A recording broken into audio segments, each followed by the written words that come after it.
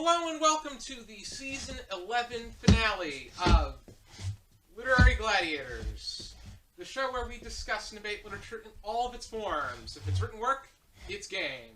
Am I in the shot? No? Okay. Let's meet the panel. I'm Tori. In Larry's seat. I know, right? I'm not salty. I'm Jesi. I'm Kaila. And I'm Josh. And Tori, you seem very... No, we're angry. fine. We're fine. It's fine. Everything's fine. No, it's not fine. Why are you angry? I'm not angry. Yes, you are angry. Be honest. You're usually honest. What? Do you want me to... Oh, no. I need to put... Am I still in the shot, What do you though? think you are? You think you're Larry or something? I'm trying not to Larry, but I feel like I'm Maybe not this is why you were putting Is there Larry in any- chair. Is This there is any... why you have to contain me. I'll become free-range. Free range Would Tori. The worst. Would it make you feel better if you had your spot back? No, it's fine. Kayla looks comfortable in this scene. I do not want to upend her. Thank you, Tori. Exactly. Okay. Somebody get this girl, like, we just gotta attach her to Yeah, the just chair. kind of like the She'll be kid's over there backpack, talking. like the tether with the monkey on it or something. A little backpack, like, come back. I'll Tori. behave. It'll be fine. It has been nice to sit next to you for the last 4 I know. months. I know. But Tori. it's okay. I'll be It's happy fine. to sit next to No, you no. when we start season 12. Mm-hmm.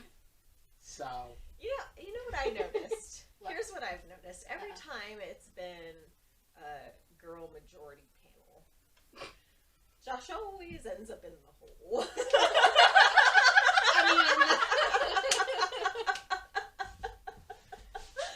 Oh, good lord. So for the season 11 finale of Literary Gladiators, we are going to be discussing a book that Kaila selected, and it's called The Nightingale by Kristin Hannah. And Kaila, you have a discussion starter? I do. I need this. Please. The hands? You need the hands? What purpose did the author have in hiding the identity of the narrator/old woman? Were you surprised when it was revealed? That's a very interesting question, because at first I thought it was somebody that was detached from the... first I thought it was somebody not even involved, or if they were maybe a separate relative. I thought it was Isabel up I thought it was until Sophia. the very end. When it first started, I didn't know. I thought it was like the child of one of them. I Yen didn't or think whatever. because of mathematics, because this was set from 1939 to 1945, and the person was in their 70s. That's true. Fair Yeah. And I thought... Did we have a date for when? Yeah, it was the now was 1995. taken? Okay, yeah, I 95, just yes. wasn't paying. Yeah, I was gonna say I missed that. I've read when this I- like 4 times. Oh. Yeah, Yeah, when it's a great book. it wasn't until they got to the ceremony where they made reference to when she made reference to her sister, because I thought when they said Juliet had been gone for years, I thought she was just referring to her identity, Yeah, to her herself. alter, yeah, Yeah. the alter ego. But it's a great shame that I think from how they worded it, Isabel died right after. Oh yeah, I think that the last time we see her in the book, when her and Gaetan are reunited, she Yes. dies right there. Yeah, Mhm. she Yeah. dies in his arms, right? Yeah. Yeah. They don't write it that way. They don't write it like that. It happens that way. I think the way that they have it written. It's, At the very least, when she's talking about, like at the end, I remember her saying like the two of them were reunited, and like she died in Gaetan's Yeah, I think she arms. says something about like she took her last breath in his arms. Yeah, or exactly. something Like that. Yeah. she was like thinking about that image and like mentioned that like her final breaths were in his arms. Yeah. or something to that effect. So, which was that whole entire It was, scene. the Was very very last one is the very last. Yeah. Is, don't forget me, Isabel thought. Mm-hmm. She wished she had the strength to say it out loud, Yeah. Ugh. which could mean Tough. It could mean different things. But, Yeah, and I think that's the interesting part of it is that you don't know what is meant from that. Like it's very enigmatic. Like I want to it go. was very good. Following up on Kaila, I want to go down the line. When did you figure out it was Vienne? I didn't. This is one Yeah, I of the was very gonna few say, books that where it was that kind of twist where I thought it was Sophia from when Sophia was introduced onwards, and every so often when it would be like talking about my mom's favorite like cookie thing, or like at the end when it's the last chapter, I was expecting it to be Sophia, and because she was talking about her mother and like her mother's favorite things and this, that, and the other thing, and she kept on referencing her mother, and for some reason in my head I was like, oh, it's Sophia. I didn't even pay attention to the timeline. So. Yeah. Like, I didn't really have, like, a thought. Like, I didn't really expect it to be her, but I didn't... Like, I'm kind of the same way. I feel like usually I can figure it out.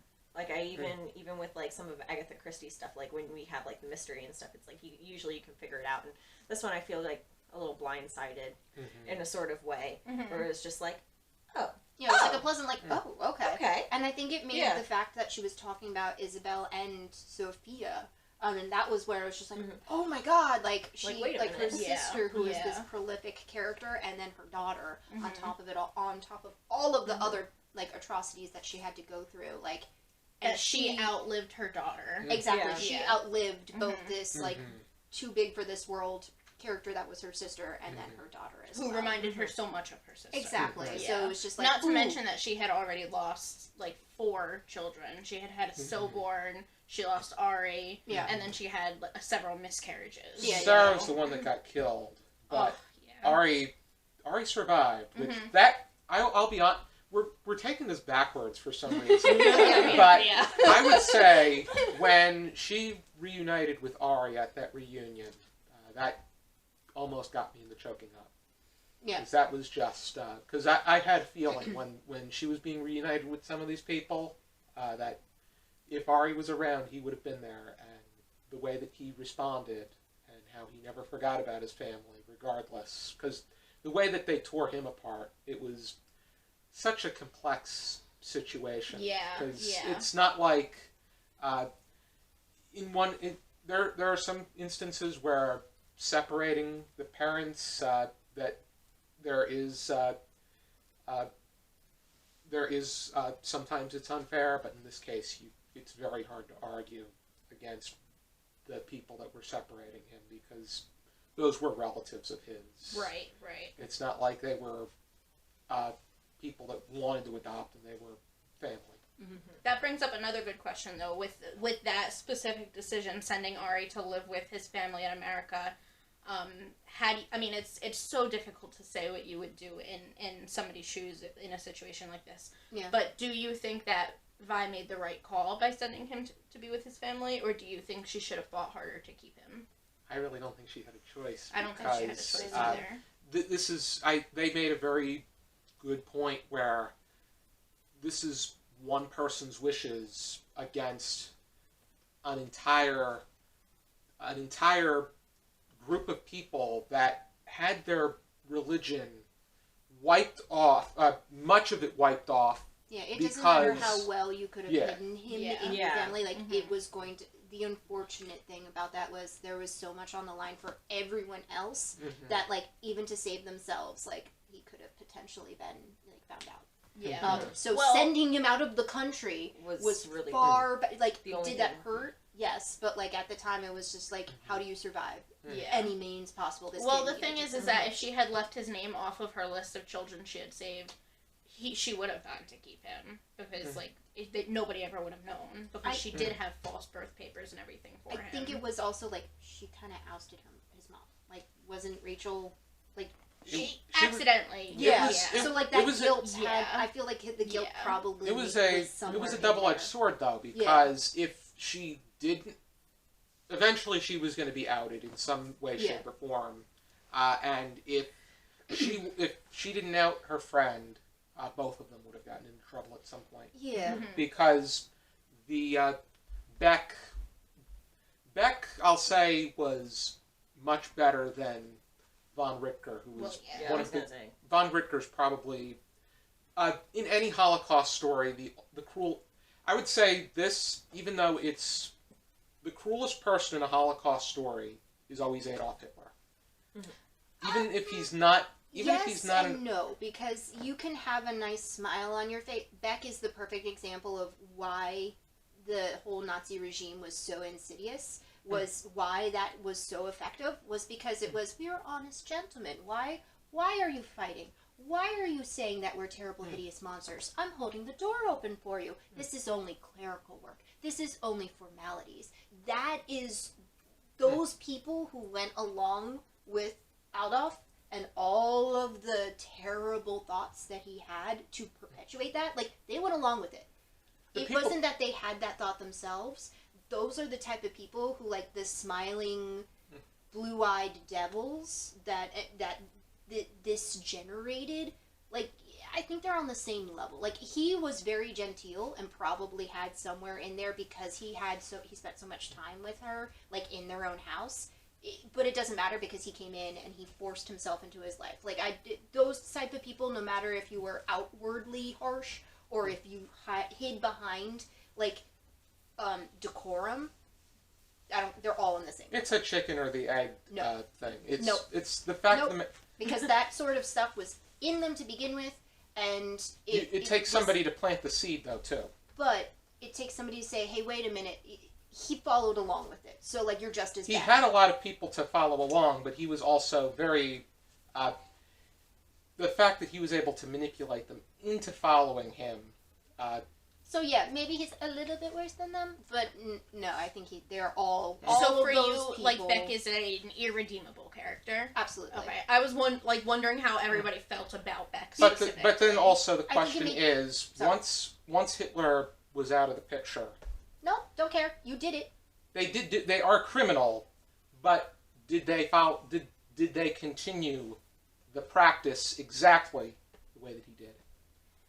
You allowed yourself to, and this is the type of behavior with, it doesn't matter if it's Hitler or if it's anybody else who has led that sort of regime, where you find a way to be able to worm your way into somebody's subconscious and say, you are above everybody else is the others. You are a Jew. You are black. You are redheaded. You are left-handed. You are born on a Sunday. It doesn't really matter, because as soon as you start putting somebody below you and start letting that thought process take over, you're allowing yourself to follow along with it. And that's what Beck, and that's what all these other people, and like even Isabella at one point in time was just like, Frenchmen who are doing things for the Germans are even worse, because you are allowing yourself to fall into the complacency. You're just as bad as the person perpetuating it. What about Vivian then, for writing the list? Are you implicating her as much as, like, is she to blame for the death of Rachel and Sarah? Unfortunately, like, she kind of falls in that, a little bit in that bucket. I mean, the Holocaust is when it comes to certain people, like, very morally gray. Like, I'm not saying that there's definitively... But I'm genuinely curious about how you viewed... That's one of the issues that we have in this day and age, where people are very easy to smite the bystanders of Holocaust areas, where not everybody in that area was a selfless hero. A lot of people were just doing what they needed to in order to survive and to keep their families protected and alive. I'm going to go ahead and interject here, because I love discussing, because I think this is the second Holocaust book that I've read with you guys. Maybe not specifically you guys, but like with, literary gladiators. Yeah, so, and I feel like, now, modern times, a lot of us can look back at World War II and the Holocaust and sit there and be like, how could these people do that? What's wrong with them? They're all wrong. And even though we can understand that there really isn't a black and white, like you said, we have to understand that maybe some of them didn't know what was going on. We don't know. Maybe some of them were just doing what they were told. Maybe some of them were threatened. Their families were threatened. If you don't do this, I'm going to kill your daughter in front of you. Like, that's what they did. Like, right. Exactly. Well, and that's what happens. So it's like... If you accidentally stepped on... If you had a yellow star on you, or anything, and you accidentally stepped on a SS officer's shoe, boom, you're dead. And I mean, they show that at one point towards the end of the book when Isabel is in when she's going to the last concentration camp that she's at. A woman stumbles. She stumbles and falls to her knees. An officer picks her up and shoots her in the face, and it's literally one sentence because at that point, that horror is that's just That's what all they there know is. life. Yeah. And I think that Kristin Hanna does an amazing job of putting you in a character like Vianne's shoes, who has to make these really morally gray decisions. She's not a for hero. the sake of her She's family. not a big character. She's not like No. her sister. And No, I mean think she is a hero. She saves 17 hero Jewish children. I know what I'm saying. Like a hero, Right. like somebody who's not going to grab a gun and Right. run into the thick of Yes. things. Like she's very much the everyman who Yes. is just Yeah. trying to keep their head down and get Not through be life. And I nervous think that and there are be good, people but, like- to, like there's two distinct categories of character that you can see yourself in here. I very, very much identify with Vianne because I see her play, and I feel like you probably identify heavily with Isabel. Yes. Yeah. I was gonna say I'm a Vianne Absolutely. personally. Like, I find myself in that. Like I understand the Vianne. I'm Right. not Yeah, of course. begrudging her any way, shape, or form. Like a lot of the choices that she made, like I totally understand. The choice when she's sitting down there and puts her friend's name on the list, like it's unforgivable. Like don't get me wrong, that's unforgivable. We've all been, but those like. That was, I think, the domino effect that started everything. Was the like, I'm in it now. But like even Beck says to her, like we knew Rachel was Jewish. Like And Rachel says you would have been implicating yourself if you hadn't put her on. And that's what I'm saying. This is where I like. It's where it becomes unforgivable is the fact that like now she had to put her name down. Like she using her own hand, putting her own pen to paper, like it. Protecting herself, and it's unforgivable in the fact of like you can't take that back. I think that's what I mean. And like Beck's the kind of person irrevocable. I Beck's think that's what I'm trying to say. Beck is the kind of person that would have told on her when he felt necessary. Right. And that's why I think Right. Beck is like such a like. Yes, he probably did know. There's a lot of evidence that like these people like. There's a 50-50 chance of like a lot of these people probably didn't know, but like if the scene where he's in. His she goes into his office and there's all of that food everywhere. like that made me physically I know. angry and like there was the no there's no doubt in my mind this man knew exactly what was going on. He was relatively high up in the chain if I remember in the At least in the town. Yeah. in the town like there's no way that he didn't know what was going on, so he knew what he was doing, and this was just his way of like keeping marks on her. This is and like telling that like Antony was like captured. Like those are all the insidious things that like the Nazi regime did to keep people under their boot. Was all of those little psychological breakdowns of seeming like the perfect position. I mean, if you look at the whole entire like their uniforms. This is a completely other tangent that just every single time I think about them talking about the uniforms, Adolf Hitler actually like. Subjected his troops to like a lot of the bad harsh winters because he wanted them to look good, because he knew looking good was a good portion to like the psychological warfare of fighting the war. So unfortunately a lot of his troops, thankfully and unfortunately, a lot of his troops died a lot sooner because the wool and all these other things that the suits were made were like they looked beautiful, but they did not last for war. But it made them look like they were well tailored and they looked formidable. And that was a huge portion of why Hitler and all of the people underneath him were so like unforgivable, because they knew what, at the very least, how to needle their way in and get under everybody's skin. You may not be a targeted group yet, but you could be. And that's the part that's just like, I don't care if Beck went back to a life and like he lived that and he believed it for any amount of time, and he, worst part, allowed himself to believe it. I think the part where I can concede as far as Hitler being the worst is concerned is if Hitler didn't, if Hitler listened to his people, he would have probably... He wouldn't be Hitler, though. The Nazis would have probably been in power longer. I think Hitler was so power hungry that he... like I said about the suits, it caused things he was to back... so hell-bent on looking the part, Yes. he didn't actually play the part. He also had... Hitler had... Thankfully. He also had one testicle, he had a terrible farting problem, and he had Now we're just taking pot shots. and he had a fetish for scat and kicking. So... I just... Yeah, he was a loser, but yet he was able to do this much because he destruction. knew how to psychologically, or at the very least, he knew how to employ people who knew how to devastate people on every level. physically with bombs and with guns and with, amassing land, but also taking over people's, inserting soldiers into houses Yeah. who would be bystanders, and now they're in your house. They are literally under your nose, and they are watching everything you're doing. So now you are watching what you're doing, and now you're implicating your neighbors, and you may not want this. Like the whole entire scene where she's trying to get the postcards out to, and she has all of the women together. Like she was trying to do something good, but they're like, "Oh yeah, you're German." Like, and Everybody thought she was sleeping with them. exactly. Yeah. That is And what I'm talking about. And you guys remember, what the Third Amendment is in U.S. Constitution. Remind me. The Third Amendment in the U.S. Constitution means You don't states have to allow. we do not have to stay. quarter. Oh, right, yeah. We don't have to quarter soldiers. So that's been something that in our country, They looking took at care of it a while ago. looking at this, just it's pretty much we think that we take the Third Amendment. We sometimes look at it, what?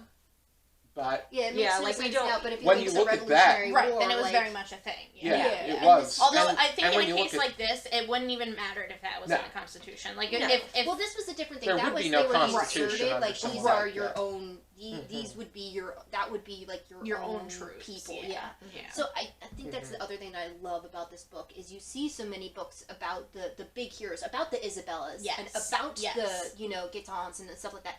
You don't get a lot of the Vians, and so you don't understand the human aspect of it, of feeling of what the ground going shake. through that Yeah, was like, just and the I whole also thought that entire it was terror very of that. interesting that we were in like Nazi occupied France, because I also feel like that's something you don't. It's usually England Yeah, or right. America Yeah, or or someplace Poland else, or something. Italy, Yeah, yeah. with all that like Axis powers. Like you don't Yeah. don't look at like at the literal heart of what like Right, in right, that and like And it's sometimes the French following- get a bad like reputation for going they through what rolled they went over, through. played Yes. dead, and not allowed and themselves not to only take is it over, yeah. not only are they following females, but they're Yeah, that too. following them in a historically accurate way. Yes. Because I know that historical fiction will. I know that it. I went to a presentation from a writer named Mike Cole who said that it makes sense to incorporate more female characters, even if used historically inaccurate, because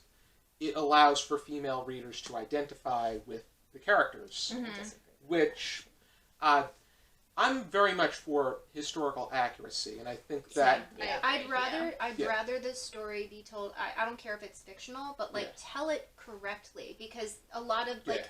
Because A lot of people went out and did the things that they weren't supposed to Isabel because of their isn't gender. like it is fictional. Isabel is directly based on All those like people, an actual because they like, existed. Yes. Like you don't have Yeah. to create this Yeah. like woo-woo Mhm. story like that. Like she's Yeah. real, Mhm. and those Yes. types of people. It doesn't matter where you are in the history of time. Like ladies would be like, "That's nice. I'm gonna go fight," and it always happened. Like it always happened. I feel like it's not only important to have people portrayed like people like Isabel portrayed throughout history as well, because as you said, we'll always have those women who found The a way to Isabels. stand up and be there, but you also have the women like Vienne. Like I feel They're like far more nowadays, common. yeah, I feel like nowadays us as women, and by us I just mean kind of in general, we take what we have for granted a lot. Oh, God, yeah. Because here we sit and it's like, oh, I'm not getting equal pay. Well, you're getting pay because however many years ago, women weren't allowed to work. Right. Women throughout history had to overcome so many things. Like, they stayed at home. They were raped constantly by men who just showed up. So even though I'm all like for, stand your ground, like, empowering women, but when you look at where we as women started, where we came from, we've overcome a lot because women are strong and we have those capabilities to push forward.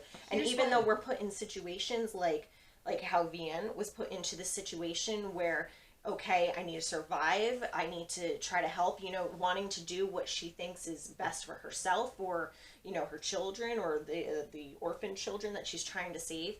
She, even though those were smaller feats to overcome, they were still I was just feats. about to say, Yeah, this they is were why still I like hers. the book, because, and I come back to it, it's those little It's the little fights things. where, like, it doesn't matter about, down with the patriarchy, all these kinds of things where it is almost kind of like that third wave radicalization of the 90s woman, where, like, if you look at being a feminist means this, that, like, that's if you look at the core of feminism, this is what feminism is. It's, it is doing the right thing at the right time. And it is very power in the little difficult. things. And Exactly. It is very difficult to do the small right things, especially in that sort of scenario. We have been very lucky just in general, like we as a nation, not just me as like a woman. Right, we in general have been very, very lucky where we have not... That we don't understand this. We do not, yes. Like, we've been put... That's the best way I'm to going to say it. say Like, this we don't- logically, like, we as... identifying as women probably have been put in situations where you have been brought very close to it, situations that are harrowing, that have questioned your safety and have put you in positions where you've had to grapple with what is doing the right thing, is doing the right thing for me going to be okay for my family. Like, I can tell you I've been in at least 2 situations, thankfully, and this isn't like I'm not who is the most the better victim here, blah, blah, blah. Long story short, I know that, talking from a personal standpoint, I've been in a situation where I was not believed at the first time me talking about something happening, and then thankfully I had family members that when I told them that, like, they were able to help me, but I did the right thing at the right time and said, this isn't okay, and helped find, like, this is me being dramatic, bring to justice a person who had a history of this sort of behavior, and I was able to say, this is not right. And it's the little, it was that a little thing. fight, and but it's it's the thing. so big at the time that it happened. And like I'm saying, this is for not every individual. World War level what I'm talking about. No, of course but not. It was still, like, at that time, it was something that said, do I sit on this, or do I tell someone? And telling someone is usually... It's harder. Is far harder because you don't know... What to the expect. known is nobody knows. I hold on to this, and period, end of story. It dies with me. Yep. Right. The unknown is, how are they going to react? How is this going to span Is out? What am I somebody going to have to believe go me? through? Are there going to be people who are in positions of power, quote unquote? I know I'm using a lot of quotes and air quotes and stuff like that, but in positions who are going to be able to push these things forward. That is where the fear of doing the little things, and that's why Vienna is such a fascinating character to follow, is doing all those little things.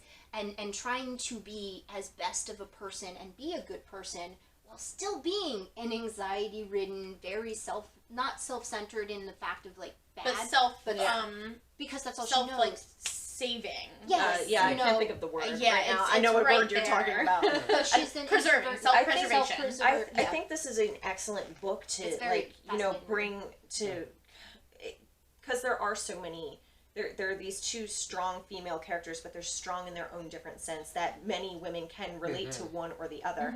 And I mean, I know I'm not the hero. I'm not going to go in guns blazing. Yeah. But you know what? If I can find a way to safely help somebody or do something in my own little way to try to make things a little bit better so that I can sleep at night, I'm going to do that. But I'm also not going to endanger myself, because it's like, I'm afraid. I mean, make Like, no mistake.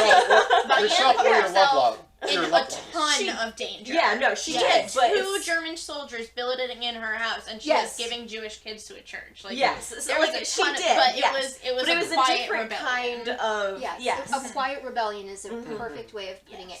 We have so many unsung heroes throughout the entire history of they're overlooked all the time because they're silent. Like there's Irina little Sadler. things that are done. Is probably one of the biggest ones. So, but this book, I think, does an excellent job at singing the praises of that type of person who looks like the everyday person, who looks like the everyman, who would have otherwise kept their head down, wanted to be able to keep food on the table and keep themselves and their kids alive for another day, and when put in, the boiling pot of water, did what they could to keep themselves afloat. And that's the other thing that I like, is that it gives you that perspective too, because again, with a lot of books, or I feel like the books that I've read about the Holocaust, you always end up with people, or even just reading history or in history class. I remember being in school learning about this, like, how could those people just stand by and watch? Well, This is how. This is how. Exactly. It's like, you don't know what they're going to do. Are you going to be killed? And I know a lot of us like to sit and say, oh yeah, I would do this and I would do this. Yeah, that's what you would do in hindsight. Right. You know, like, in a safe what would you space, do in a room that is so far removed? Exactly. Decades Everybody removed can from say what they would do. But when you're actually put in that situation, We've your never life had- is in danger. We've never had a gun to our head. We've never seen somebody killed Exactly. in front of us Right. because We've they never tripped. had a German soldier threatening our children unless we never- had sex with him. Yeah. Exactly. Like, Exactly. we've never So, been in that. So, can any of us truly say, oh, I would have kicked him, I would have done this, I would have done that? It's like, no. You probably would until have you done are what he put said. in a literal fight or flight situation, you don't know how you're gonna respond. And the thing is, a lot of, and I feel like with the Holocaust, while we do see a lot of heroes, we have to remember the majority of people in World War II and had to really face this trauma were human beings that wanted to live. Not so the they- majority. Most all of Yeah, them- exactly. Yeah, But that's what I'm a vast saying. You have the majority few were bystanders. people. Yeah. Well, that's what I'm saying. Is that You there have the the few Viens. There are the people. Viens. Exactly. Viens? I think Viens. it's Vienne, but I was saying I'm not Vienne. French, I don't know. Yeah. Darn, But, yeah. you know, Yeah. But that's what I'm saying, like, we're always, like, you have the few people who are the heroes who went out and said no, and they did the big major thing, but a lot of people, like, they just wanted to live, and they wanted to survive, and they wanted to do what they can to protect themselves and protect their family. And it's, so I like, it's just to just- kind of circle back around, like, Yeah. I don't condemn her for putting down her friend's name. Because, and I'm not saying I would, because I don't know if I would. I've never been in that situation, but I don't condemn her because she was doing what she thought would help her and her family stay alive. Mhm. And you can't we're really looking at blame this with somebody hindsight, for so that. I understand. Yeah, and I'm not saying she was right or she was wrong. It was just that's what she felt that she needed to do. And when you look at it, a lot of the people during the Holocaust or even throughout history that did terrible things or whatever, you know, you have the dictators who are different, but then the people underneath them, like, some of them were bad. Some of them, you know, like, yeah, I'm going to take his power and I'm going to use it against these people. And then you had other people who were like, I need to do what I have to do to survive. I mean, It's the complacency aspect Yeah. of it that I'm like, Yeah, the yeah, folks absolutely. who allowed themselves to have those thoughts run their life because it was easier and they were able to survive and continue to coast. Like, that's the type of people who, like, the folks who didn't question it and kind of just rolled over and complacently allowed themselves to be like, okay, yeah, this is what's happening now. Like, those are the type of people who, depending on how fervently they threw themselves into it, unforgivable. Like, she grappled with that. Like, that Yes, was something that yes. colored, I think, the rest of her probably choices. life. Oh, her whole entire life, yeah, no doubt. So, When she moved to America, she did everything she could to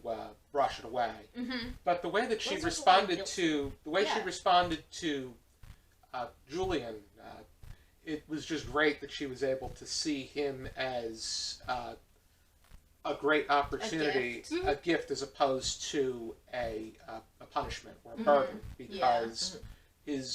because his biological father was a Nazi scumbag. Right, and I mean, I think a lot of that comes from the perspective of a mother who's lost so many children. it So was that it was any a gift, positive start. And saying, I'm doing this my way. right, Yeah. and like any child that comes into the world to somebody who's lost so many pregnancies is a gift. You know, like it might not matter the circumstances. How did you guys feel about Vianne's decision to not tell Antoine or Julian the truth about Julian's parentage? I understand where she's coming from with that because she has been, like we said, she has been through so much. It was one semblance of Easy. control where she's like, I can control this narrative. I don't have to let the past and what happened from it be dirty. You know, she allowed herself to have one thing that she was able to say, I'm controlling this narrative. So I completely understand where she's coming from with it. I would. It's an interesting one because it's the whole idea of what you don't know doesn't hurt you. But there's number one, the inevitability. I don't know if Julian would ever question Antoine being his father unless he really looks at things mathematically. I've always been a believer of honesty, though, as far as I think that it's very important for parents to be honest to their children. I think there's a time and place for honesty when it comes to things like this, though. Like, you know, I'm for sure the same way. I feel like, you know, if you're honest with, you know, your spouse, your children, the people in your life, like your life is just gonna be better, because lying, it just creates this story in this web, and then you get caught in it and all these things, and it's just so chaotic, and there's no point in it. Yeah. But I feel like I said, made this was sense. a chance for her to make something good out of the worst. Terrible. Like, how do you tell your child, oh, and by the way, You're a product of rape.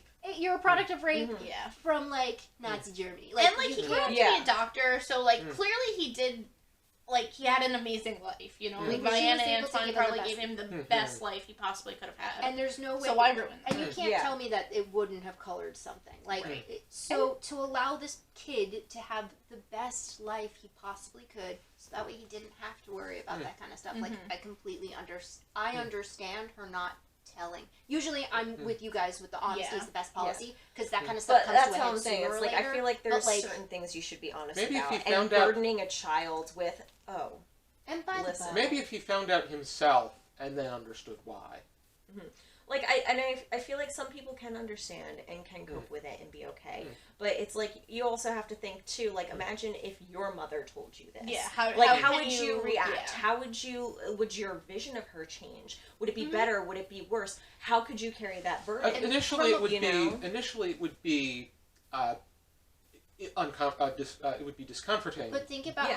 how much like, she had to, not only 9 months of carrying this, knowing where it came from, like, that was the life that led up to that point, and then after it, that was so many terrible, horrible things, and like I said, this was one good, shining, clean, pure, I honestly think that that's probably the easiest secret she ever kept in her entire precisely, life. and it's a secret that, like, I don't think that weighed on her shoulders at all. It's the type of In a secret way- that, like, if no good came from it coming to light, so burying it while she had to carry that with her, like, that I feel like is probably an easy weight to carry. Absolutely. In a way, it would give no glorification to von Rittger, which is what matters most, is that he doesn't get any satisfaction from the result of his rape.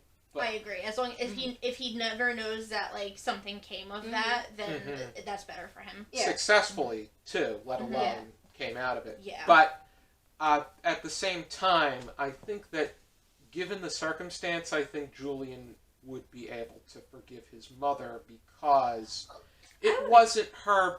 It wasn't her choice, for one, and for two, even if it was, she had the right intentions. It was either that happen or her and the kids get killed.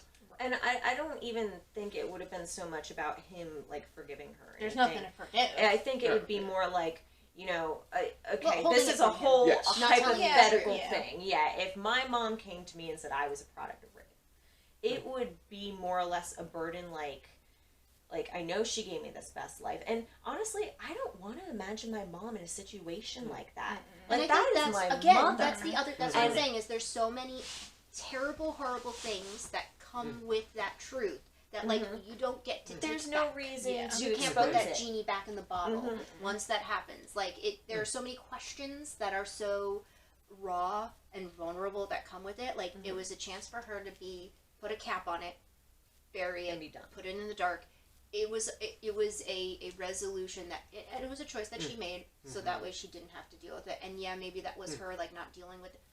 She had to look at him for the rest of his life. So it's not that she was just completely blind to it. Like, she thought about that for the rest of her life because that happened to her. So it's not that she was, like, ignoring it in a bad way, if you know what I'm talking about. Yeah, no, So absolutely. it was her Yeah. decision to say, I'm going to make something good from this. Yeah, So, and I don't think it was like, I mean, when something like that happens, it is a burden that you carry with you for the rest of your life. But I don't think she had to look at Julian every day and be like, this is a product and of that. by you not know, like, telling him, I think it allowed her to say, "See, this is my kid. Right. They're my child.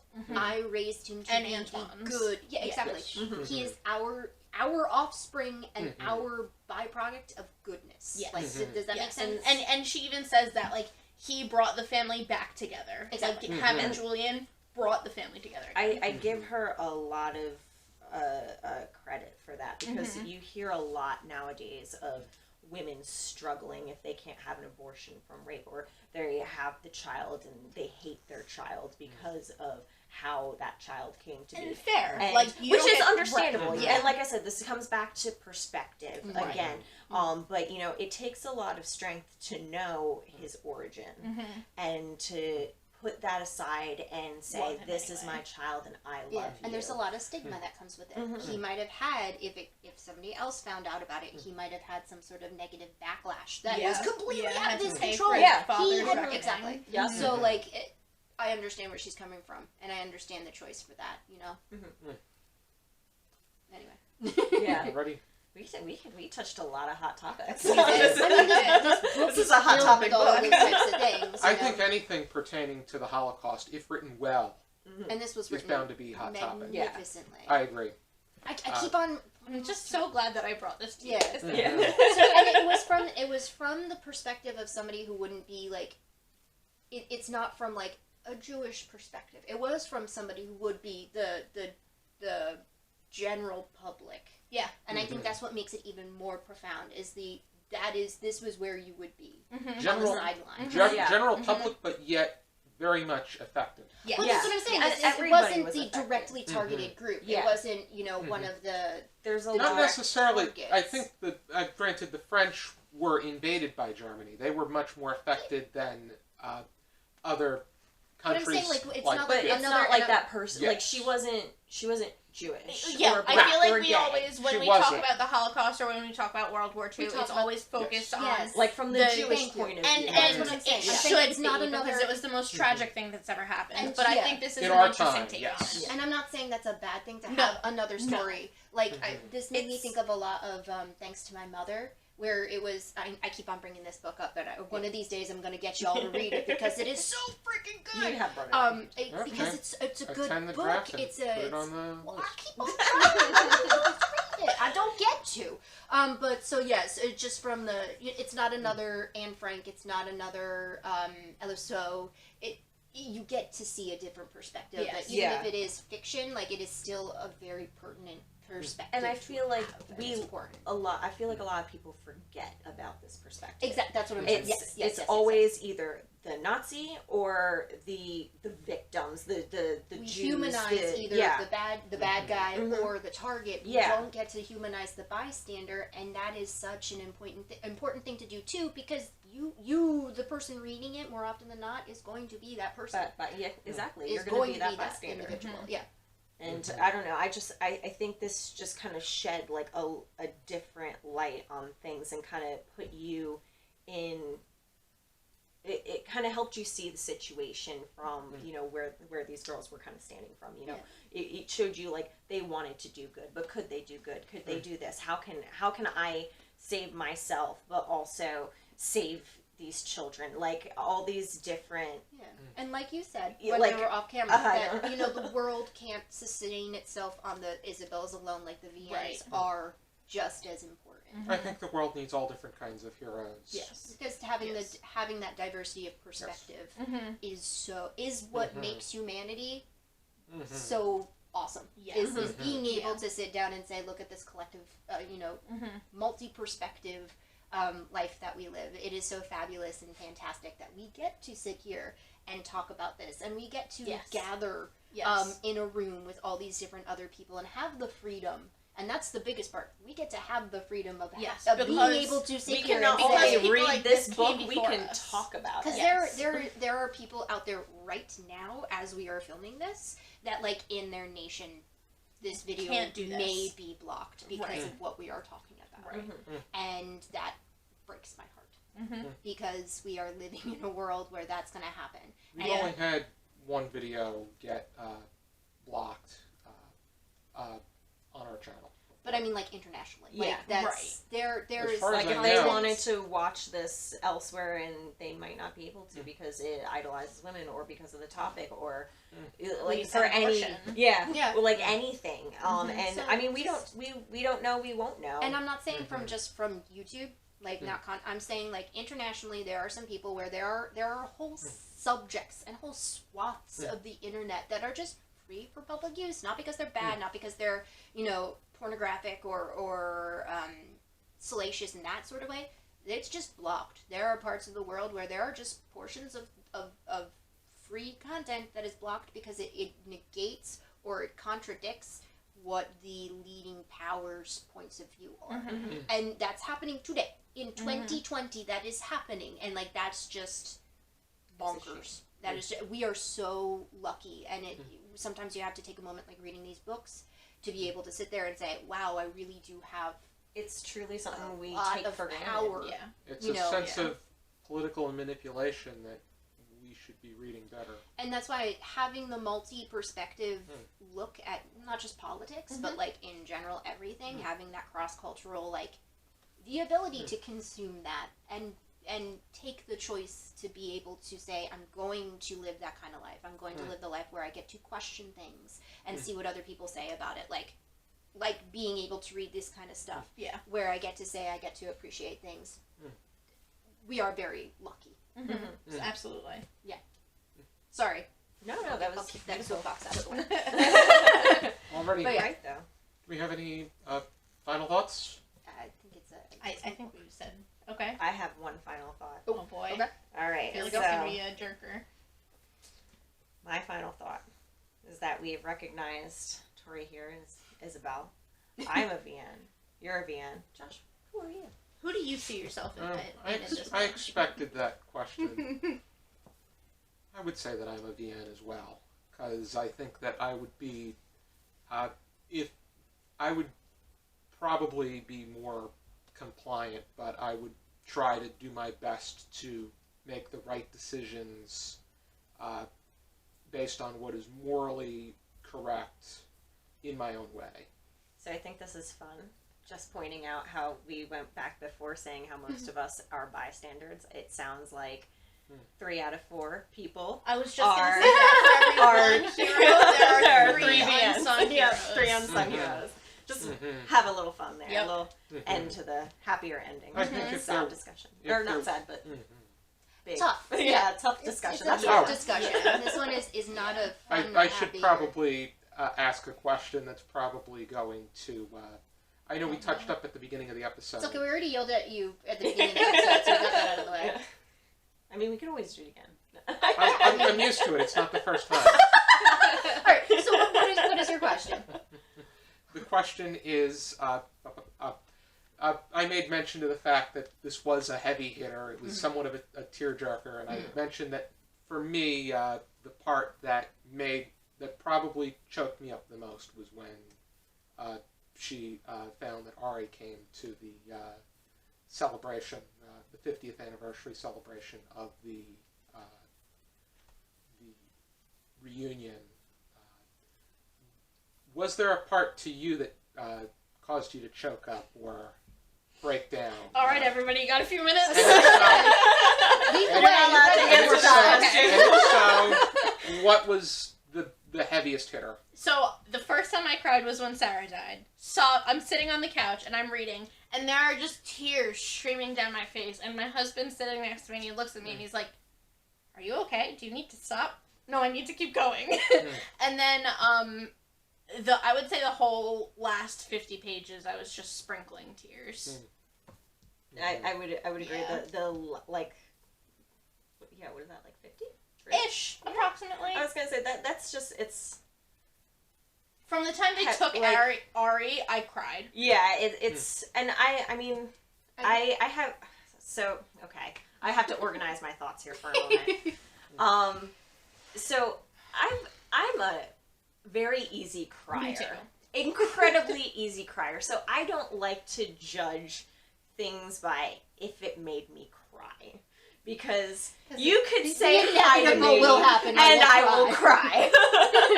Anyways, I think actually the part that hit me hardest, the part that made me just say, I need a break, is unfortunately, as a woman, I have been put in a situation where a man took advantage of me.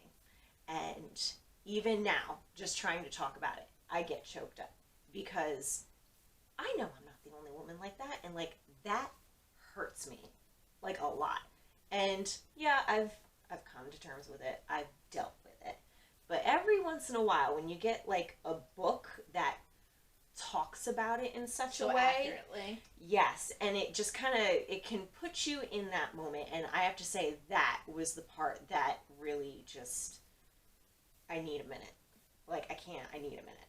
And even though everything else was like sad, and then there were happy parts, and maybe not happy parts, but you know, like bittersweet. Yes, that's what I was looking for. Like moments you have those other parts where, like, yeah, okay, I cried, but the part that was hardest for me was her.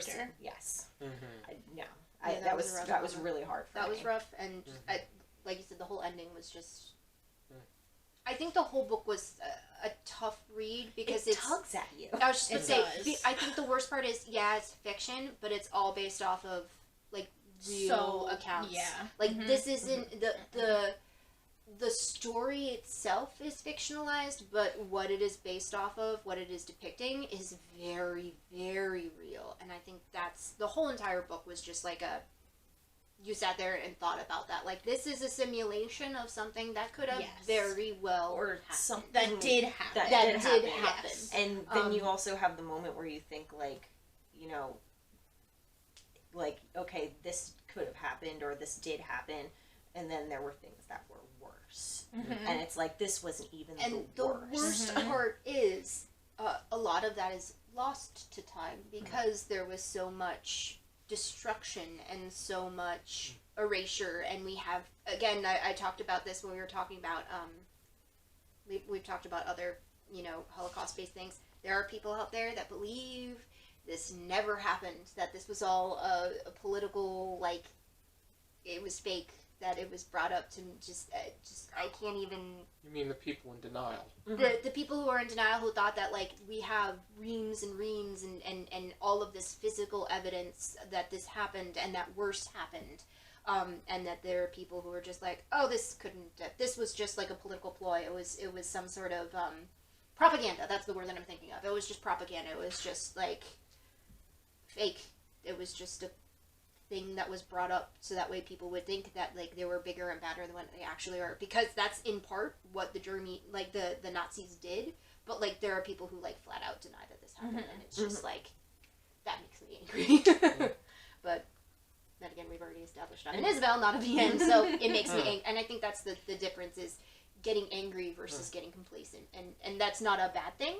I'm definitely not saying that's a bad thing, but, like, those are the two. Well, they're one of many responses. We also have to remember, too, like, where time goes forward, and we're just going to get further and further away from this in history, and nobody's really going to realize the impact. And we keep on seeing things repeat themselves. Things repeat themselves. I remember being a Girl Scout when I first learned about this. My friend's grandmother was in a concentration camp. Yeah, she had a tattoo. And a very close family friend had a tattoo. Yep, she was my best friend's grandmother.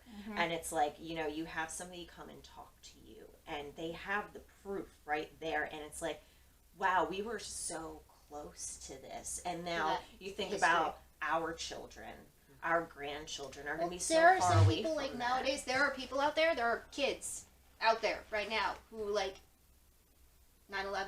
It's just a page in their history book. Yeah. High school seniors were not alive for 9/11. Like, which so blows freaking my mind. Like, so the Museum of the First Amendment closed January 1st or 2nd or something like that. And they had pieces of the Berlin Wall.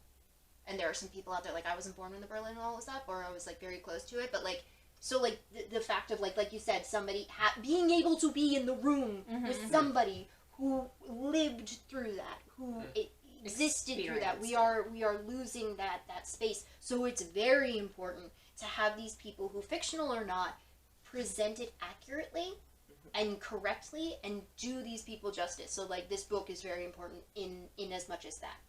So, like, it's a well-written piece. I think it does the content justice. It hits some really raw points, and it does it in a way where it is presented in a non like it's not to wow or to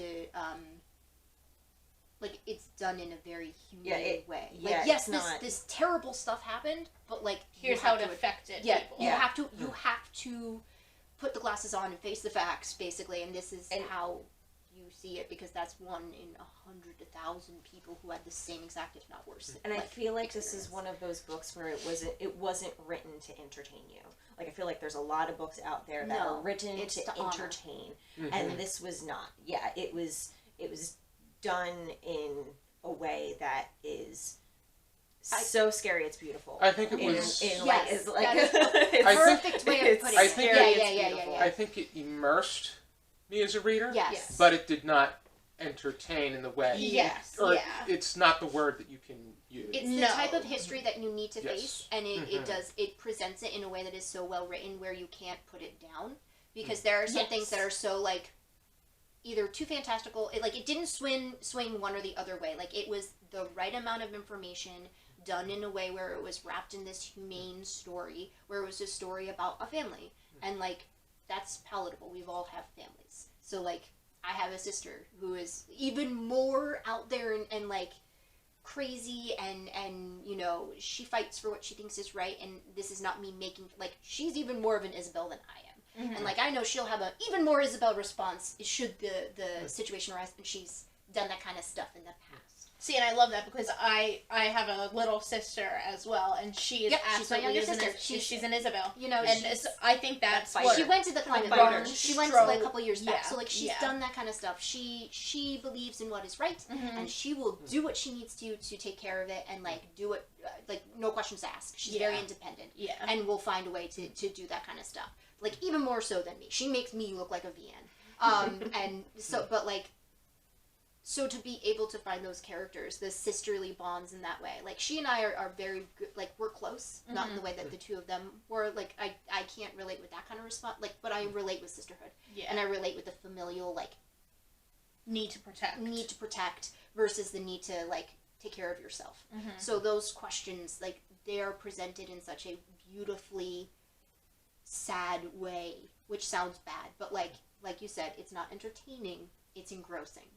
So it's immersive. So it's a good book. I like very good. I like to believe that there's a lot of good in this world, and I mean, I you guys have known, like, this time last year I was planning a 10-day solo road trip, and my parents were horrified because they're like, you were going to be killed. You're going 10 days by yourself, miles, hundreds of miles away, and they were terrified. But I went out there, I met some really good people. I'm like, wow, the world is good. But we also have to remember that the world is also bad. Like, for every good person, there's a bad person out there. Complacent. Exactly. It is hard to do the right thing in silently profound ways. And I feel like that's why this book is good to prove that. Yes, and I feel like this book reminds us that where there's good, there's evil. Where there's evil, there's good. And it's just how you handle it. It kind of makes me think of the poem you were talking about beforehand, the Museum of Obsolescence, and how you were talking about how, you know, they can figure out how to eradicate certain emotions but not others, and one kind of goes in the other. Like, love is kind of intrinsically linked to greed, because it's just a more intense form of it. So, like, there's a balance, and unfortunately there will always be a balance, and, you know, wars are that shift in the balance, so it's never fully going to be vested. A utopia is, you know, near impossible, because we will always have people who think that I am better than you. Right. And that's a sad thing to think of. I'm a little bit of I think we can reach a place where we're able to say, you and I have different thoughts, and it's okay to have different thoughts, but we need to learn how to agree to disagree. And we're very far away off from that still. But by honoring the folks who were able to say, like, I was there and I was able to support in my own little tiny rebellious way, we will get there closer and faster. Baby steps. What did they say? A journey of 1,000 miles is started with one step.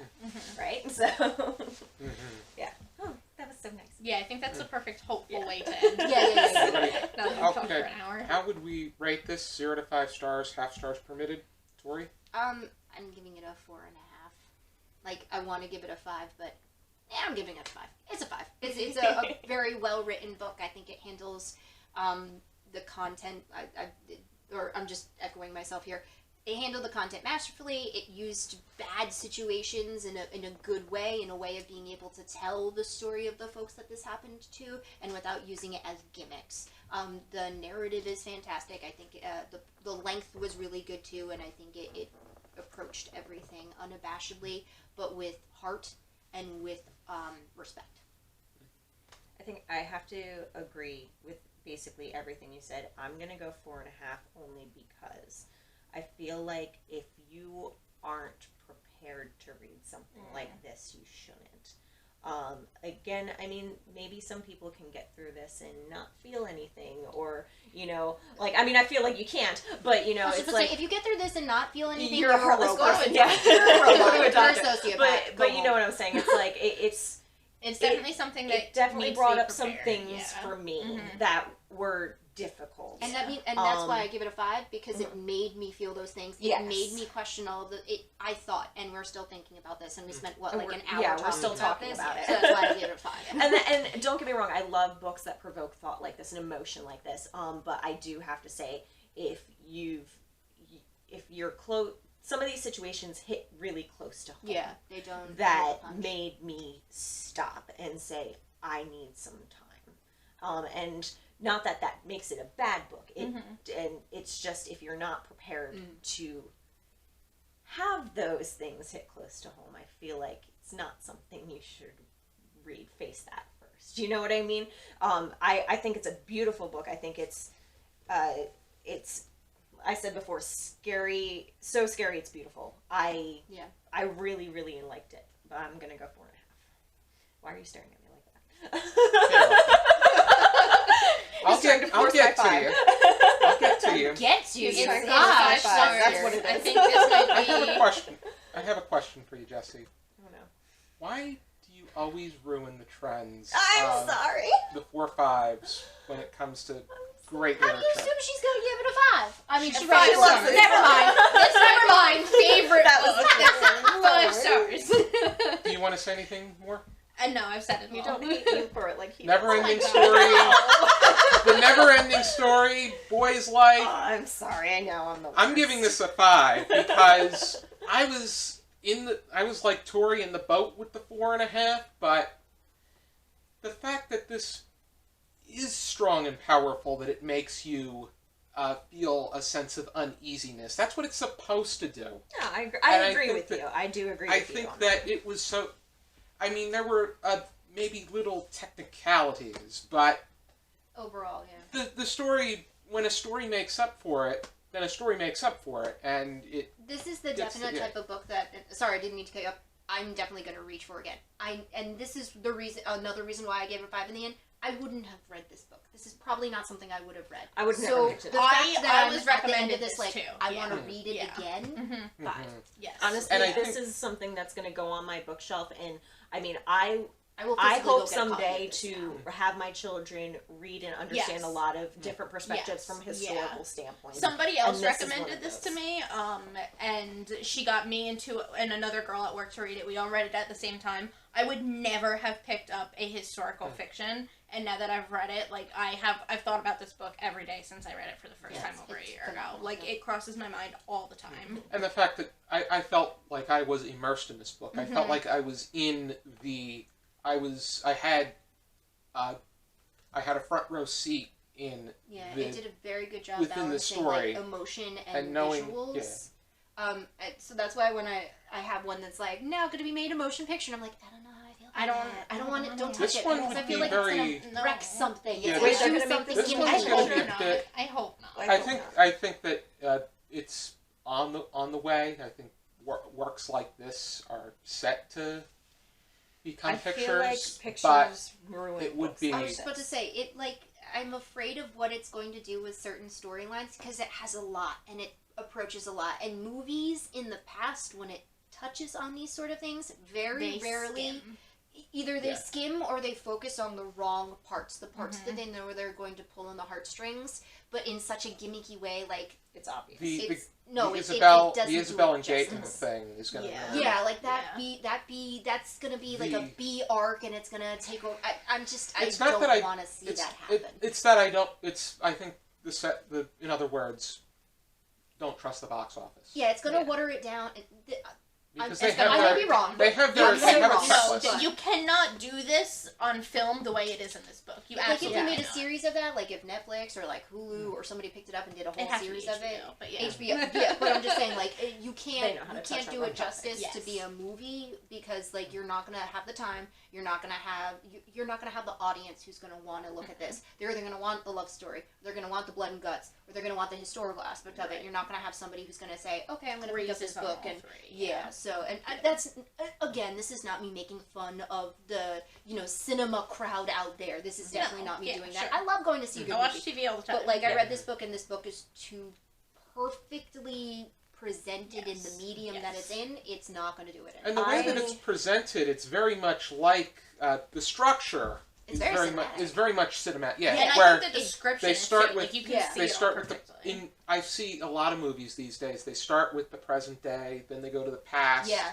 Sometimes they'll go back to the present for a moment and then go back to the. it feels like a script. Yeah, it feels very much like a screenplay. In the way that it's presented, because of how they introduce you into the story, and they open up the trunk, and then suddenly we're whisked back in time, like that kind of stuff. Absolutely, I don't want to see that happen on screen because it's gonna, like I said, it's going to cheapen it. warp certain characters. So I can already hear what the folks are going to say about certain characters, and it's going to annoy me, and it's going to be like, but you don't know, you're not Yeah. following. And because it's a work of historical fiction, people are going to be like, well, they're fake anyway, so it doesn't Yeah. really matter. And I'm going to be like, Yeah. but that's just my personal I am a opinion. huge fan, and I'm sure y'all have picked up on this. I love comparing books to movies. Yeah, same. Like it's All one of my about it. favorite things to do. I feel like there are some books that make them to movies. Lord of the Rings, Harry Potter, The Martian was an excellent movie. Yeah. Like yes. things Yeah. like that should be made to movies, and whether it's done by the book or not, Yeah. like there's that. They can But be then done. there's books like this, stories Leave it like alone. this Yeah. that if you touch it, it's going to lose that. Yeah, I like it's gonna lose that emotion. It's gonna lose that aspect that obviously Kristin Hannah is trying This to. was a story give that's to supposed you. to feel like you're being told this story, even if it was told in a different sense of like it's a third person. I feel like Once you put it into the movie, like you lose that intimacy of an Absolutely, audience yeah. because it's supposed to feel immersive, and then once you're in a movie theater, like it's gonna be like bombs and love and weird other things that we're gonna focus on, Yeah. and like I And don't I want think- my attention forced on certain Yeah. things. Yeah. I want to be able to process it. And I think you care so much about these characters because Yes. you spend 10 to 15 hours with them reading it. Yes. Yeah. And if I sit in a movie theater for 2.5 hours, there's no way I'm gonna care. there's about no these connection. people. There's Yeah. no like this. Like you have to create a connection with these characters because You're gonna see they're- them at their worst. Yeah. If you're We've already interested gone in too checking far. out It's The horses and- Nightingale by Kristin Hannah, which you should be, because it is very immersive, informative, Fantastic. and sparks all kinds of emotions, which is what a book should do. I'm It makes you sorry, think, John. and it I'll makes go you sit in the corner talk if about it- it. long We're time not. better. I'm not mad at you. She's not mad at me. I brought this here and I'm not mad at you. Switch seats with me and Larry. No, I'm kidding. I'll go move over in the corner. Everybody's entitled to their own opinion. I'm just this way. Even if it's wrong. Even if it's a wrong opinion. People respond better to stronger emotions. That's why Gordon Ramsay is the way he is on Hell's Kitchen. Yes.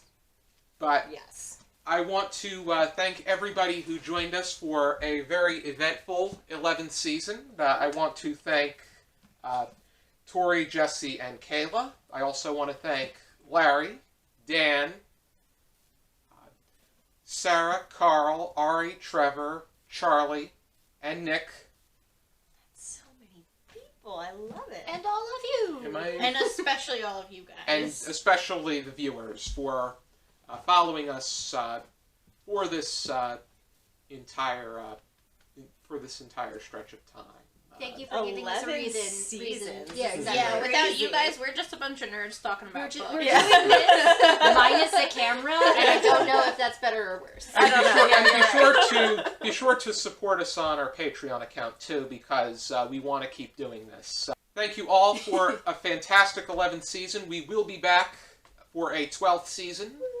which That's will some be fun stuff. premiering in a few weeks. It's going to be a very exciting season of 41 episodes. So many books. So many good and things big to read. books. based off of the polls and the distribution, we are going to be going over 12 books and novels, 9 short stories, short works, 9 poems, 4 plays, 3 graphic texts, 2 children's books, and 2 documents, essays, and speeches. I added an extra book because of popular demand within the group. Be sure to join us for our upcoming season of Literary Gladiators, and for now, and as always, we encourage you to keep reading. Keep reading.